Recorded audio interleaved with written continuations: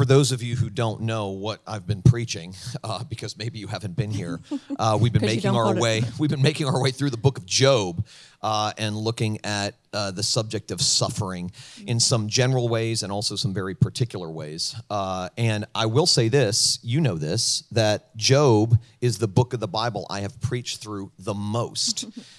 Your preaching career, No. This is the first time I've preached it here, but and each one is different because each time I've preached it, it's come at a different time in my life, at a different season. But this Job is the very first.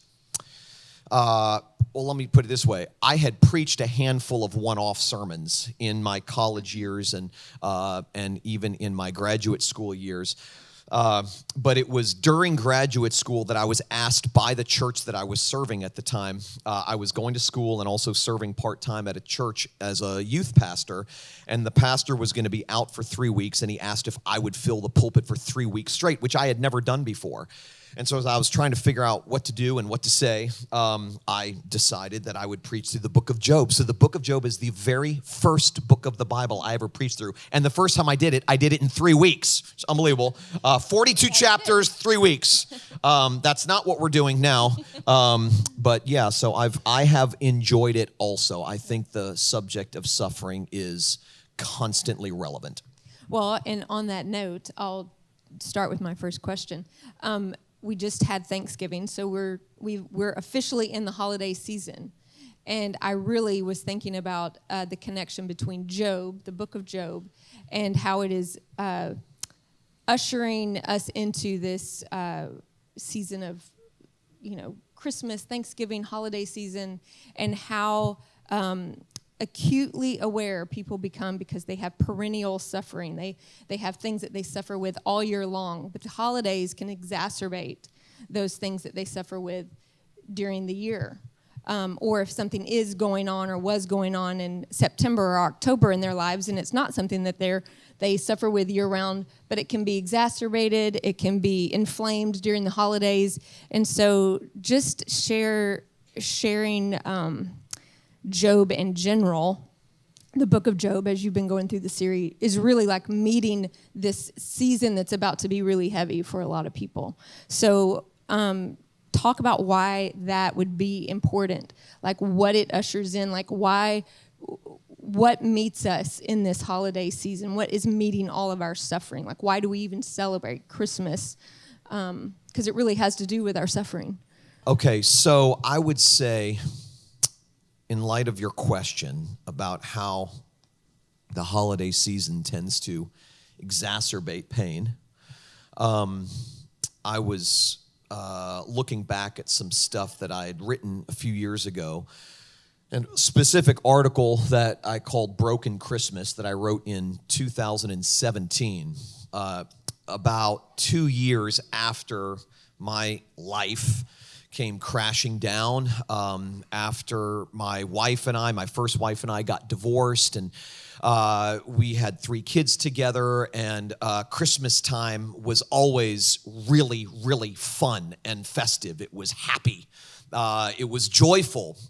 There was a lot of activity. It was just a really fun time of year. I grew up as the middle of 7 kids, and my mom and dad did a remarkable job of making the Christmas season so much fun with so much festivity. And so I loved Christmas from the time I came into this world. And then when I had the opportunity to create traditions for my own family and create a context of joy for my own family, I love that even more. Watching my kids enjoy Christmas was more satisfying to me than all of the Christmases I enjoyed as a kid. So when my first wife and I got divorced and our family was broken up, I went from loving Christmas to hating Christmas overnight.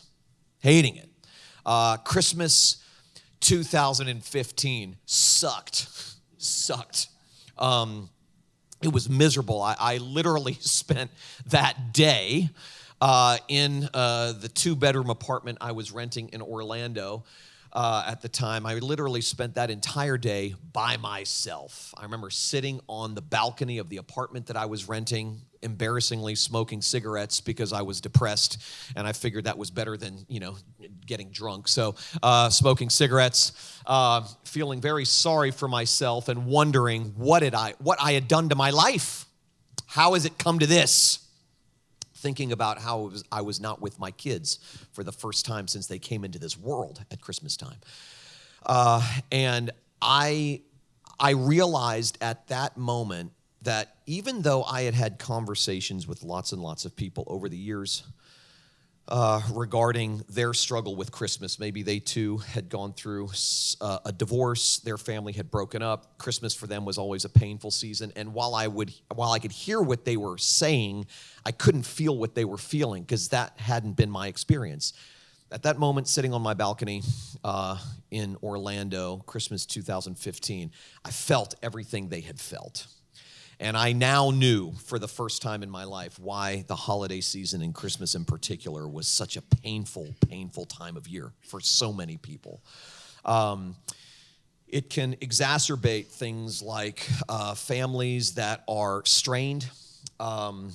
Maybe it's children that you don't speak to or children that won't speak to you. Maybe it's a failed relationship of some sort. It's you're maybe dealing with for the first time a holiday season where someone you love has died the year before. There are so many reasons why the holiday season tends to expose just how much pain we have inside. And honestly, there are no easy answers to that. I don't know what to say other than to say, yes, it's painful, it's sad, it's horrible. Now, I will say this, okay? I'm on the other side of Christmas 2015 now, and it's been really sweet to see how God, by his mercy and in his grace, has redeemed Christmas for me. It is now slowly becoming my favorite time of year again, but it wasn't for a number of years, and the way God has redeemed things and the way God has rebuilt things has been a remarkable act of grace. I didn't know that there could be a light at the end of the tunnel sitting on that balcony in 2015, but in fact there was, and I'm incredibly grateful to that. But if you're in the same place that I was in 2015, I don't know. There's nothing I can say. There's no answer I could give to that kind of question that would relieve you. I can just say, I get it. And it won't last forever.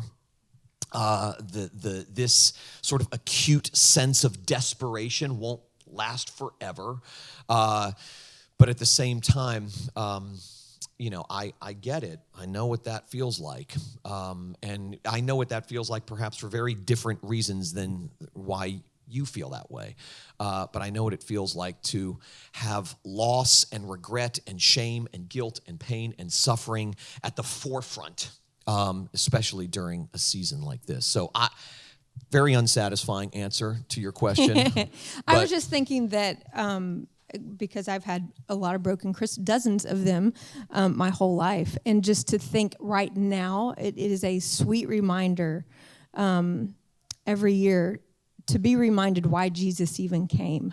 And it was to relieve our suffering. It was to meet us in our messiness. And it was to meet those places in us that are broken and the broken world that we live in. And so although suffering in and of itself is terrible to deal with and it's hard, and if you're a person that is loving a person who is suffering, you may not be the person suffering, but being there with them through this and understanding to some degree that the holidays, you're like, you should be happy. It's Christmas and it's joyous and there's lots of fun things going on. Just to remember that you may be very close to someone that you are entrusted with stewarding some sort of love to them and care for them in a place that's a deep hurting place.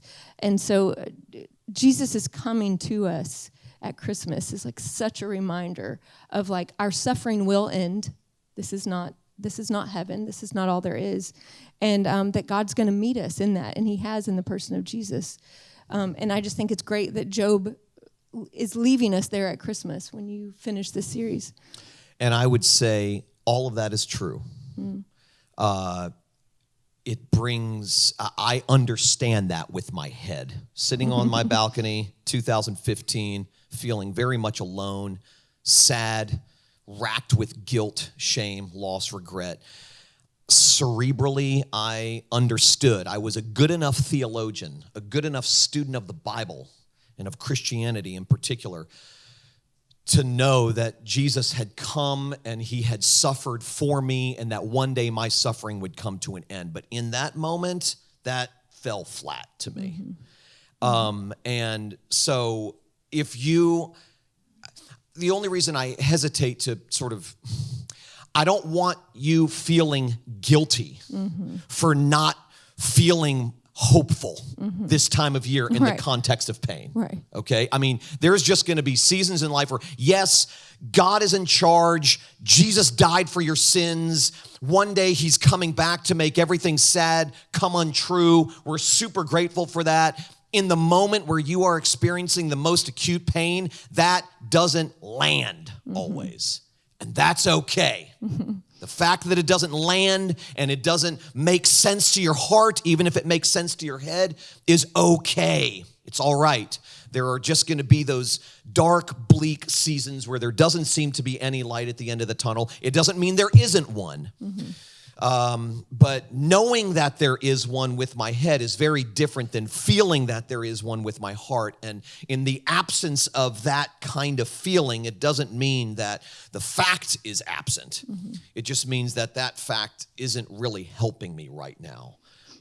Which leads me into one of my questions is you talk about Job at the beginning of the book of Job, where he's suffered all that he has and he's praising God. But then his suffering sets in, and now he's angry at God, and he's cursing. I mean, he's mad. And so talk about our human nature, because that's very natural for us. You know, that's not because he was all of a sudden not a Christian or didn't believe in God. But it's that vacillating unbelief and belief, just like you're saying, I can believe with my head, but I act like I'm an atheist. I behave like I don't believe, because of the suffering that I'm going through. So could you speak to that? Yeah, I think one of the most encouraging features of the story of Job is the fact that he started off strong and got worse and weaker as time went on. That's an encouragement to me. I think that the Apostle Paul in Philippians chapter 3, I've referenced this many times, speaks to the progress of our spiritual lives very differently than the way we typically speak of progress in our spiritual lives. The way we typically speak of progress in our spiritual lives is that we start off bad and we end up good. We start off low and we end up high. We start off weak and we end up strong. But the way the Apostle Paul describes it in Philippians chapter 3 is that he started off strong. He started off high. He started off good. He says, man, if there is anybody who has a reason to brag about my spirituality, it's me. I mean, I was born a Hebrew of Hebrews of the tribe of Benjamin, which was like the premier tribe of Israel, the 12 tribes. I was circumcised on the 8th day. The law was kept meticulously. I not only understand the law and have memorized the law, but I've kept the law. I mean, as it pertains to being a Pharisee, I was a Pharisee of Pharisees. Okay, my religious resume was remarkably impressive. Every church wanted me to be their senior pastor, okay? His spirituality was polished. But then he goes on to describe how over the course of his life, God systematically deconstructed him so that by the end of his life, he was saying things like, I'm the worst sinner that I know. That's spiritual progress, okay? Spiritual progress is coming to a deeper understanding of how badly we need grace. That's what it is. So in Job's case, like Stacie mentioned, he goes through these waves of losses in chapter 1 and chapter 2, and his response to those losses in chapter 1 and chapter 2 is remarkable. So remarkable, it's actually discouraging to me. Right. Okay? It's unbelievable.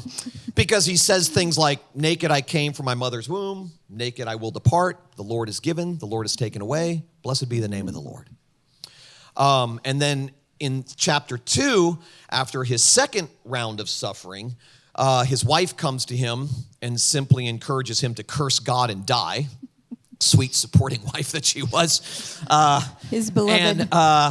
And his response to her was, shall we accept good from God and not bad? So his response in the beginning was really, really strong. It was good, remarkable, pious. And then, as you mentioned, suffering sets in, and he comes out of his state of shock. Reality sets in. Reality sets in. He begins to calculate his losses. And that's when, for an entire chapter, chapter 3, he curses the day he was born. Which commences a conversation that lasts over 30 chapters between Job and his friends, arguing back and forth about why Job is suffering the way that he's suffering. And of course, his friends say that he's suffering because he's done something bad and God's punishing him, and Job is trying to defend himself. And in the process of defending himself, he's expressing frustration with God. He's expressing anger toward God. He's expressing confusion as it regards the way God does things and why God is doing the things that he's doing. And God doesn't speak up until we get to chapter 38, which we looked at last week. But I love the fact that the book of Job itself and Job's reaction to suffering itself, from being good to getting bad, gives us permission to do the same thing when we're suffering. You know, something tragic may happen, and instinctively, you know the right thing to say, the right thing to do. I'm going to trust God. I believe God. And then the reality of that loss sets in, and you find yourself going, hold on a second. Like, who are you? What are you doing? I mean, I get it, you know. I mean, this world is a broken place, and I'm a broken person, and I'm living with other broken people, and suffering is to be expected, but this seems unfair. Unjust. The punishment doesn't seem to fit the crime. I know what that feels like. I'm sure you do too, where you know, at least externally, and I got to be honest with you, forgive me for being so crass, but I'm really sick and tired of Christians who make me feel guilty for my frustration with God because they're responding so piously about stuff when bad things happen. I mean, that's discouraging. When death happens, whether it's physical death or the death of a marriage or the death of a relationship, when the brokenness of this world flaunts itself in our circumstances, there's nothing in the Bible that says, rejoice because of that. Nothing. We are called on to rejoice because we believe in moments that God is good and he's in charge, and that one day this mess will all be cleaned up. But those moments seem fleeting when you're suffering, when you're experiencing a crucible of ache. And so I don't know if this is going to be one of the questions about. It is. Good. I don't want to get ahead of myself. He could answer all the questions before I ask the question. I told her this morning, I said, just say. What is suffering? Just say, so what is suffering? And then I'll talk for 35 minutes and then we'll be done. Okay. Well, you just led into this next question, which is people can, especially Christians, we have a really bad reputation of doing this and looking at suffering in a very simplistic view. So we can spiritualize people's suffering. We can scripture it away. We can add a prayer to it. I'm going to pray for that. And it's just very simplistic and very shallow and very narrow-minded. And very few people that have actually suffered have that view. But what are some of the worst possible things that we can say or do to people, especially as Christians, in their suffering? Because Job's friends were very religious in the sense that they were his friends. They traveled from a long way. They sat with him in silence and grieved for 7 days, the legal time that you were supposed to do that. And then the moment they could open their mouths and it was like back to business as usual, it was like, what have you done? Like, what have you done to deserve this? It's a very, all of a sudden, these, we'll call them Christian friends, became very karmic in their belief because they believe you must have done bad, so you got bad. You must have done something, you have some unconfessed sin in your life, so you must be getting really terrible things in your life. So speak to that, how, like as Christians, we do this all the time. So we can look at suffering very simplistically and shallowly, and we can believe all of a sudden it's a karmic thing so often. So let me go back to the question, was, what are some of the worst things we can say to people when they're suffering? Yeah. It's almost easier to answer that question by talking about what you should say when someone's suffering. And the short answer to that is not very much, honestly. Listening to someone is the best way to love them in their pain, in my opinion. And part of the reason I know that is because I know that is the way I have felt loved in my pain. Not when the person that I'm talking to is listening to me for the purpose of solving my problem or fixing me. I don't feel loved when people have tried to do that, and I'm sure you haven't either. People, Christians in particular, who, not all, thank God, but many who try to immediately offer some sort of spiritual solution to this deeply painful problem by, like you said, quoting a Bible verse. You know, I know things suck right now, but God's working all things out for our good and His glory, so cheer up, you know. Things could be worse. Yeah. Or you don't have it as bad as that person. Right. There's a lot of that. There's a lot of that happens. There's a lot of that happens where we sort of compare this person's suffering with that person's suffering. And if this person, in our estimation, is suffering less than this person, we bring that to the attention of this person. Hey, I know somebody whose situation is much worse than yours. We were watching. That doesn't work. We were watching a documentary on Huey Lewis last night. And I didn't know this, but Huey Lewis is basically deaf now, and it's a real struggle for him. Not just a struggle. It's Meniere's disease. Yeah, what? Meniere's. Yes. How many of you know what that is? In his ears. Nobody. Okay, 2. All right. See? So, of course, Darius knows about it. He's probably done a research paper on it. So anyway, he's deaf, and he's really struggled with getting deaf, not just physically, but mentally and emotionally, because he can't do what he was born to do, in his opinion. He can't perform anymore. He was very honest in talking about it. It was and he said it affected the 25 people that work with and for him. Like, now they don't have a job because he can't hear. But one of the things that I was hearing him do to himself toward the end of the interview was, he said, in those moments where I am feeling sorry for myself and I'm feeling down and low, I bring to mind all of those people that have it much worse than I do, and they're suffering more than I have. And I'm thinking to myself, dude, you know that's not helping you. I mean, he doesn't know where else to go with that. So he sort of reverts to the one place that a lot of us revert to, even when we're counseling ourselves. And that is, well, let's just compare our pain with someone whose pain is greater, and maybe that will make my pain feel less. Never works. Never works. So that's clearly one way when we say this to one another, when we compare, and in the process of comparing, we minimize our own pain or we minimize someone else's pain. That not only happens when we're talking to other people, but it also happens when we're talking to ourselves. And there is no one who talks to you more than you. Nobody who talks to you more than you. And so while you may get advice and counsel from people outside of you, you're counseling yourself constantly. And if you're not aware of truth and specifically the gospel, you're going to counsel yourself into deeper suffering.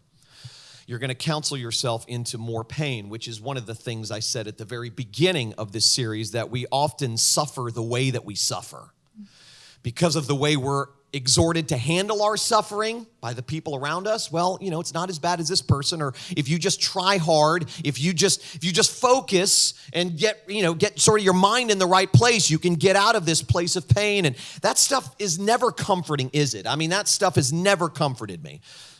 When people say that. And so we counsel others, we counsel ourselves, we minimize, we compare, we moralize things like Job's friends did. And so I think we can make people think that their suffering is a sin.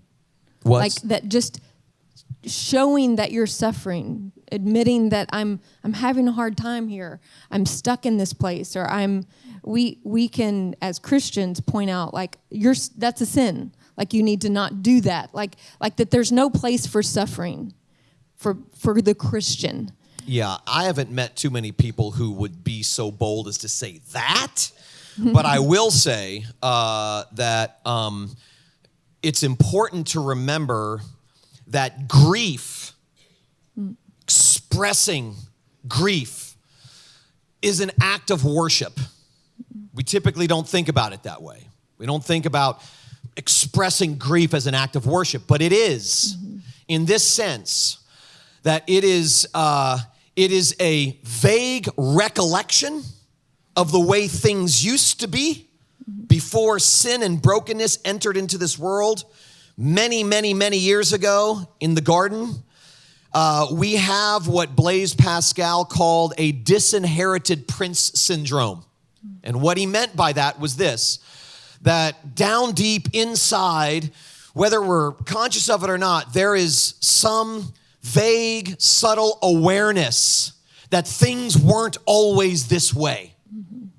And when we experience the brokenness and the pain and the suffering of this world, in those moments we are vaguely reminded that things aren't the way they ought to be. In fact, everything is broken and it wasn't always like this. So grief is not only a vague recollection of what once was, but it's also sort of an act of hope regarding what will one day be again.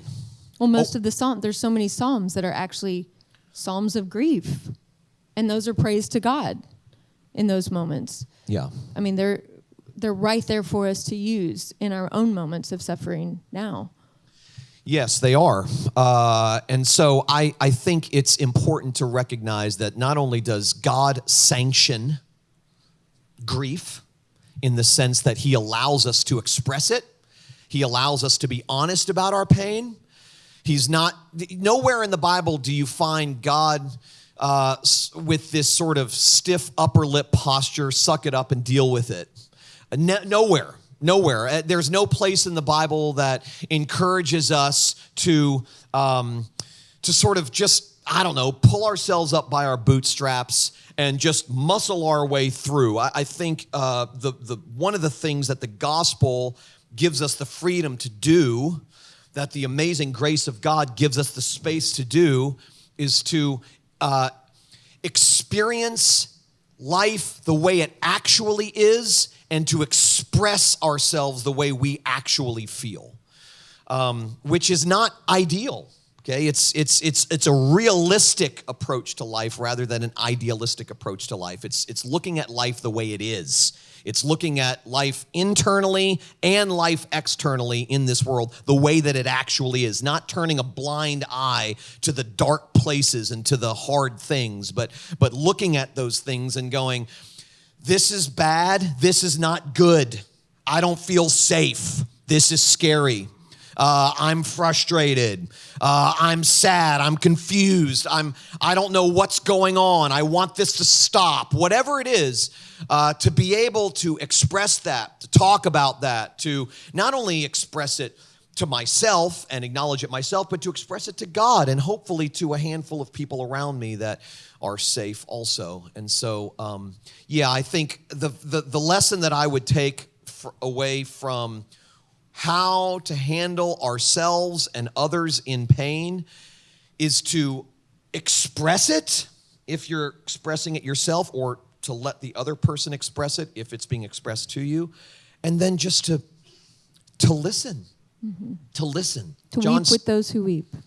Weep with those who weep. John Stott said, a well-known preacher from England in the 20th century said, in the early part of the 21st century, said that God has given us 2 ears and 1 mouth so that we would listen twice as much as we talk.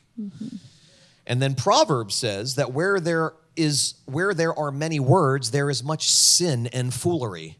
And I think that is also true. And so I've never felt loved by someone who's trying to fix me, ever.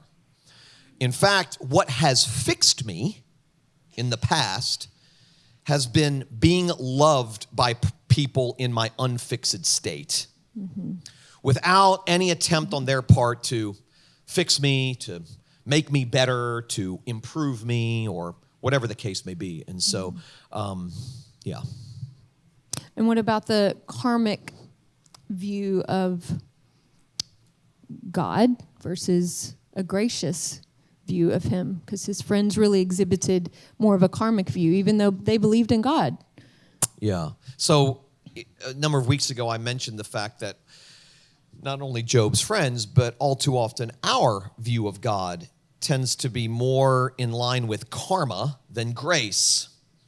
Karma being the idea, this Eastern religious idea that what comes around goes around. Comes around, goes around.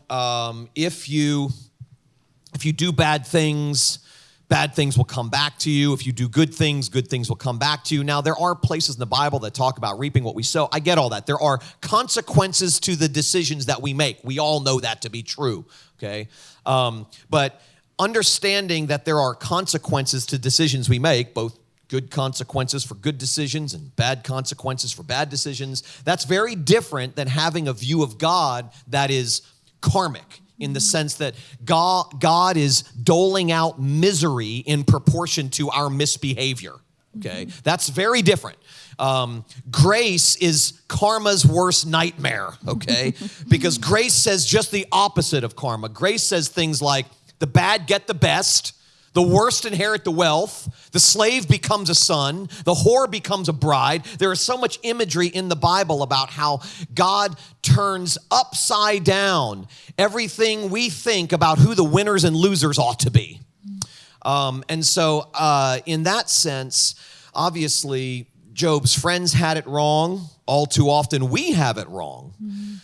We think that if we're suffering, it's because God's getting us back. It's payback time.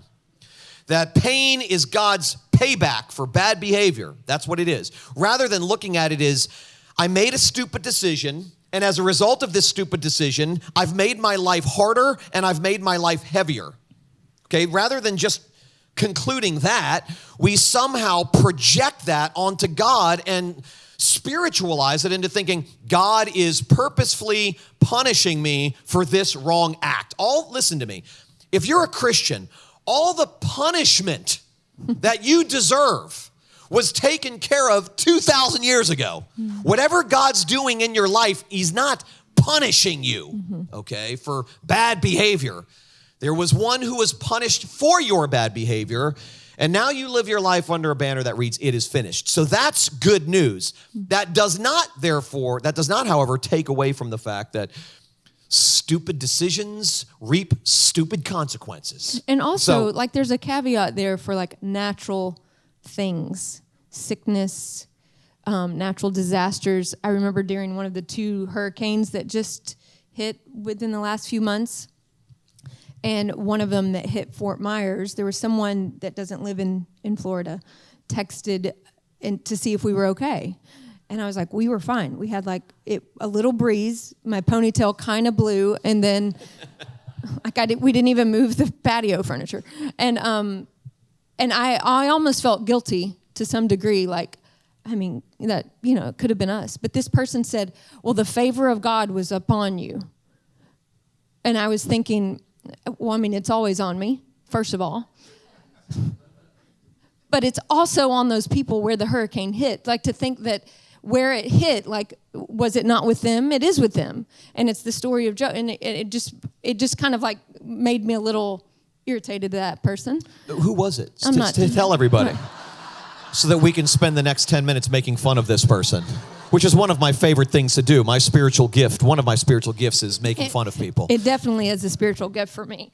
But I just, it's such a natural human thing for us to think, because you got a good report from the doctor this time, now you have the favor of God. Like Right. now, because it worked out, now he blessed you. Oh, it was those prayers that you prayed. It's like that we're not debating whether or not we have God's favor. Like that's not what this is about. It's about what are you going to do and where are you going to turn when life sucks, when things are messed up, when there's a hurricane, when the cancer report is not what you wish for yourself or somebody that you love, or you get really bad news. There's some woman in, I think, Stewart, or wherever we were watching the news, Stewart or Port St. Lucie or somewhere, where a woman was sitting in her living room and with her family, and she got shot sitting in her living room by a rogue bullet that came through the window from the street. So it's like, was the favor of God with her? If she was a Christian, if we're talking about like, did something bad happen to her in her home? Because no, it's so, we are so quick to think there must be something bad and that you got something bad. We're so quick to do that. Yeah, obviously there are layers to this, and so the consequences that we experience as a broken person living in a broken world with other broken people may be consequences as a result of a bad decision we've made. Mm-hmm. It may be the consequence of a bad decision someone else has made that we're now having to endure for whatever reason, like this woman who got shot. It may be the result of just the fact that, like Paul says in Romans 8, this world is erupting. And it's just naturally, it's a broken place. There are hurricanes and tornadoes and earthquakes and volcanoes and all this kind of stuff. I mean, the world itself, Paul says, is groaning for renewal, like a woman in labor pains. And so, there are layers to this. I think what's really important, and this is I'm going to get into this in the final week, but I think it's really important to point this out, that there is a difference between vertical condemnation and horizontal consequences.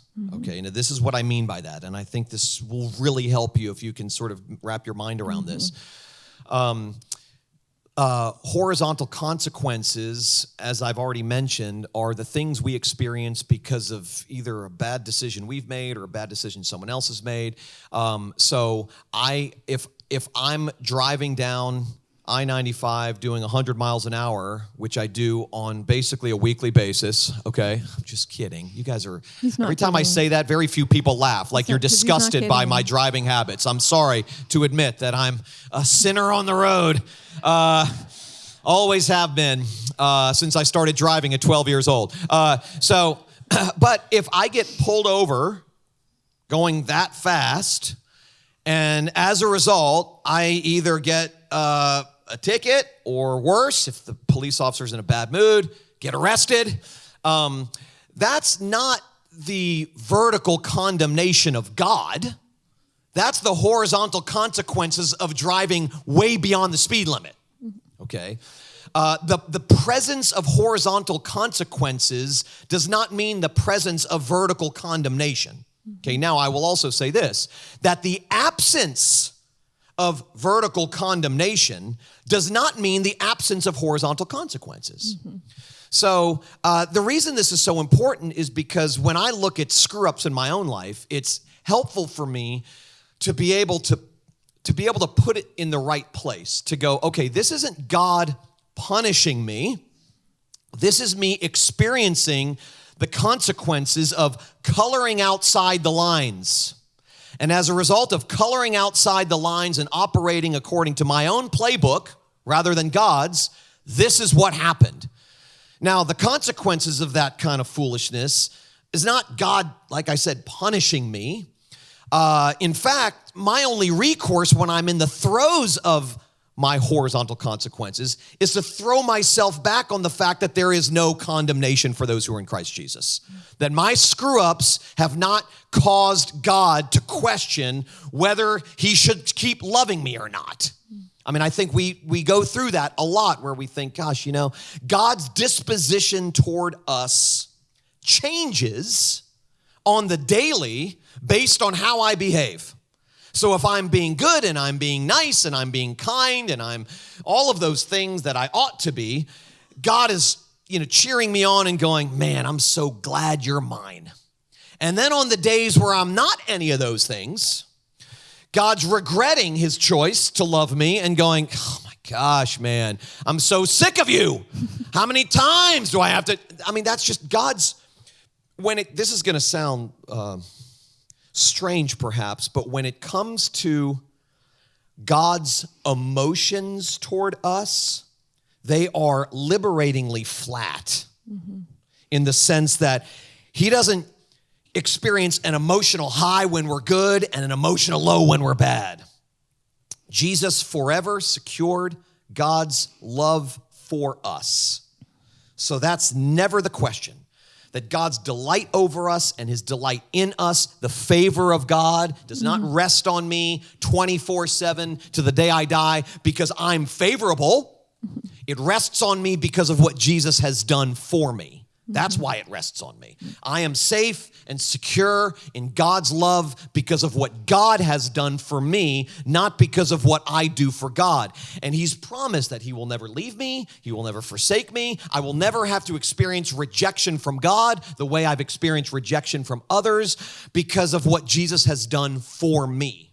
So that being said, when I'm experiencing just the crap that this life has to bring on a daily basis, it's not God doling out misery, like I said before, in proportion to my sin and my misbehavior. That's not what he's doing. He's constantly smiling, constantly loving, constantly helping, constantly walking with me through the valley of the shadow of death. He doesn't promise to rescue us from it. He promises to be with us in it 70 times 7. And I think that has been my deepest comfort in my seasons of suffering, when I've experienced the crucible of ache in the ways that I have. It's not that, well, God is ignoring me because he isn't relieving me of my pain. That's not where I look for relief. I look for relief in knowing that God's with me in it. The absence of pain doesn't mean the absence of God. No, it does not. It does not. In fact, oftentimes, the presence of pain intensifies at least our awareness of God's presence. Well, that's what I was going to ask about, where I think it was 2 of your Job sermons ago, maybe part 7, where you talked about God's dreadful withdrawal. Like that when we're in the midst of some sort of suffering or crisis and we feel like God isn't there. It feels like he's left the building. It feels like he's not near to the brokenhearted. But he is. Yeah. And even Job, as in the very first line of the book of Job, it says, this man was blameless and upright. He feared God and shunned evil. And I mean, the whole premise was like how faithful Job was as a human, like to God, and how important God was. But even he, felt the absence of God. He felt like there was an absence of God in his crucible of ache. Yeah, the Puritans coined that phrase, God's dreadful withdrawal, those seasons in life where it seems like God is indifferent to you, that he's left, that he's abandoned you in your pain. And they weren't saying that to suggest that God actually has withdrawn, but that it sure feels like he has. And in the Psalms, we find David and other psalmists saying the same thing. Why have you forgotten me? Why have you left me? Where have you gone? Why have you abandoned me in my moment of need? It's that I've shared this on so many different occasions, my disdain for that Footprints in the Sand. Footprints in the Sand poem. If you have it in your bathroom, it's okay. Bless. It's okay. I used to love it. And there are things about it, of course, that are very sweet, but there's one crucial mistake about that poem. if you're not familiar with it, it's the story of a guy or a woman who has a dream, and in that dream, they see two footprints in the sand, and it's God and the person. And then when this person went through a really painful season, there was only one footprint in the sand, and the person says, "Why did you leave me, God, in that season when I needed you the most? There's only one footprint. I was left alone." And God said, "No, you weren't. It was during that season that I carried you. That's why there's only one set of footprints in the sand." And it's sweet and it's kind until you realize that there has only always been one set of footprints in the sand. It has been God carrying me from the moment I came into this world until the moment I leave it. At no point in time have I been standing on my own 2 feet. At no point in time have I been able to do it on my own with God as my co-pilot. Okay, that's never been the case. Now, there have been times when that set of footprints in the sand, which belong to God, has behind it sort of this long, dredged up, where he's dragging me. Claw marks. Against my will. Marks. Yes. Some gnashing of the teeth. Yeah, but I think that it's important to remember that even when God feels far away, he's not. Mm-hmm. And like I said at the very beginning when we started, and I'm going to go ahead and suggest that this is where we end, since I just looked at the time and we're done. But it's okay. I don't want anyone to feel guilty or to feel overwhelmed. This is how we tend to suffer our own suffering, when we make ourselves feel guilty, or we feel guilty because we're not suffering as spiritually maturely as we think we ought to be. Okay, that's okay. It's all right. And sometimes knowing that God is there in our minds doesn't mean that we feel it in our hearts. And when we don't feel it, and when we feel like he's abandoned us, when we feel like he's left the building, it's okay to say that to him. My gosh, it's in the Bible, for goodness sakes. Bible writers said that to him. And so it's okay to say that to him. Where have you gone? Why have you left me? And usually in those moments, God, in his very own creative and specific way, tailored to just you, will somehow remind you that he's right there. I don't know how he does it. He does it differently with different people. He's done it differently with me over the course of my life. But it's when I get honest with him and I express my frustration or my fear, when I express just my disappointment with God. Great book, by the way, written years ago by Philip Yancey, called Disappointment with God. Very honest, very honest. And when we feel disappointed with God because he hasn't come through for us in the way that we want him to, or the way that we think he should, or the way that we think we deserve him to, say it. Be honest with God when you talk to him. Yeah, he did. Even Jesus said it. If there's some other way for this to happen, Father, make it happen. Nevertheless, not my will, but your will be done. In the Garden of Gethsemane. And so, yeah, I just be honest with God when you talk to him. Just be honest with him. Be unedited, unfiltered. Don't Photoshop your prayers. I mean, he knows it anyway. Just be honest with him. If you're mad, say it. If you're sad, say it. If you're glad, say it. If you're scared, say it. It's okay. He wants your honesty. And honesty is rarely clean, and it's rarely polished, and it's not very tidy. God's not looking for your cleanliness. He is after your honesty. He's after my honesty, and it's safe. He's the safest person to be honest to. Mm-hmm. He's the safest person to bring all of the nasty truth about yourself to. So, I've really enjoyed this series. I'm looking forward to the next 2 weeks concluding it. I think you're right, Stacie, that it's not by accident that this series is concluding at the time of year that it's concluding, as we lead right into who Jesus is and what he has done for us, this wonderful counselor, everlasting Father. As we look to that and look to him during this season, and we become maybe more aware than we have been in the past of our suffering, of our pain, of our weaknesses and brokenness, this is a time of year to be comforted.